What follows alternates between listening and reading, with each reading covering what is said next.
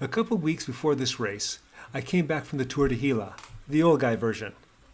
This past weekend, I did the circuit race that showed the form that I had picked up from the Tour de Gila, the old guy version. And now I'm about to do my mid-season break. And before I do that, I'm doing this race. Hey, cycling community, this is Steve, Grusis of Cycling Greek. Because of the method I used to distribute this video, I have a lot of new people looking at it, so let me catch you up a bit. I'm 71. I'll be 71 next month, actually. I've been subject to AFib since I was about 60, and I've been subject to atrial flutters for about 6 months now. When I talk about my off-season break, I'm not staying off the bike. What I'm doing is I'm focusing on endurance. There's this 155-mile, 15,000 feet of climbing ride I'm going to be doing in about the third week of June. So I'm preparing for that. I'll still be doing one high-intensity workout a week, but other than that, it's just a lot of long climbing endurance. In the title of this video, when I'm talking about the change in tactics, what I'm really talking about is my increased form because of, the training and stuff and the racing that I've been doing that has been built up. Now, rather than just hanging off dear life and then trying to do something at the end, I'm doing something in the middle to whittle things down. Before, when I didn't like climbing in Zwift, now I like climbing in Zwift. Granted, I'm also probably able to do these tactics because I'm sitting in the top 25% of this category race, or this race category's point range. This category goes from 210 points to 330 points, and I'm sitting right around for this race something like 307, something like that. And also granted, if there was someone else with 307 points in this race, they'd probably be stronger than me because I'm 71. Right now we're on a series of ups and downs, and my style of riding is to ride toward the front, not at the front, but toward the front, and to get as much draft as I can get. At a certain point on a longer sustained climb, I'm going to jump away and see what'll happen. As Mike Tyson once said, you can have your plans, but you get hit in the mouth, everything can change. Okay, that's a paraphrase. With a little more than 9.5 miles to go in this 12.2 mile race, I just jumped to my next move, or at least right before my next move. See the climb on the profile? I'll be attacking soon. Now, it's not that I can go solo for a whole 9.5 miles. That's not going to be the case.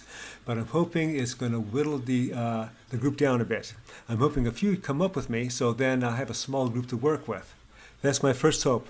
The next hope is that when the group does catch me, there'll be a lot of people that are dropped. It'll be a larger group, but it'll be a little more manageable. Maybe that I can do this again later on in the race and whittle that down. If you look at the data on the right, you'll see gaps happening. I also took note that I was caught by 4 guys quite easily. I am now working to stay connected with these strong guys. At this point, my move seems to be working. Now, for it to totally work, I have to be connected with these guys. Going over the top, you still see the profile up above. And once we get over the top, we have to make sure that the speed is kept up at the bottom so no one catches us on the descent. The way to do that is for me to push on the descent.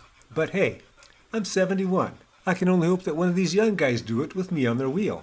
As we are about to crest and looking at the data on the right, I see the splits. And we are a group of 7. This is a group of 7 right now.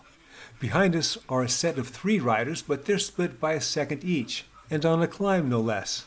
I've now jumped to 4.7 miles to go. We are a group of 6. We lost somebody along the way. So now, another move. This is only about a 1% grade. Not enough to have a profile picture at the very top, but we do have that profile and that little map insert on the right side. So I saw something that was a little bit of a climb, and so that's what I attacked on. This is a long ways to go. It's possible for me to actually solo in like this, but as you can see, not today. Now, I did notice is that I had a gap of about 4 seconds on these guys, and these guys brought it back. So this is telling me that these guys are younger than me for one, and they're pretty darn strong.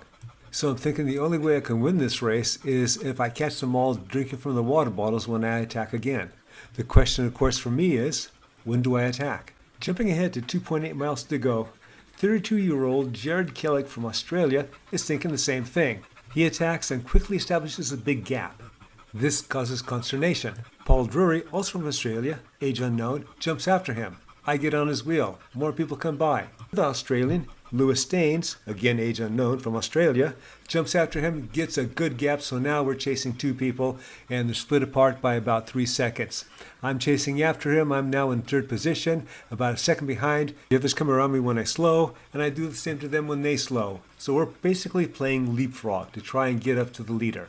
I've been catching up on my videos, so it's been a while since this race has happened. It's been about 2 weeks ago. So as I'm looking at Killick's number, now that it's 2 weeks later from this race, he has 409 points. That youngster's been doing some racing. It's now a little over 1 mile to go. We had been looking at each other. Now move's been put on by Staines. Killick now has 11 seconds on us. Staines and Killick are doing about the same watts per kilogram. We lost another rider and we're down to a group of 5, or at least 4 chasing 1.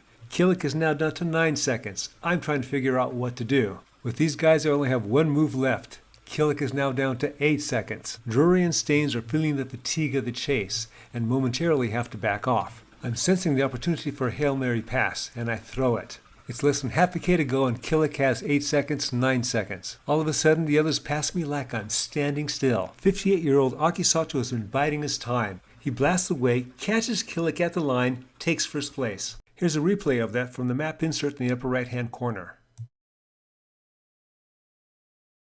I hope you enjoyed this video and you got something out of it. As always, remember, comment, like, subscribe.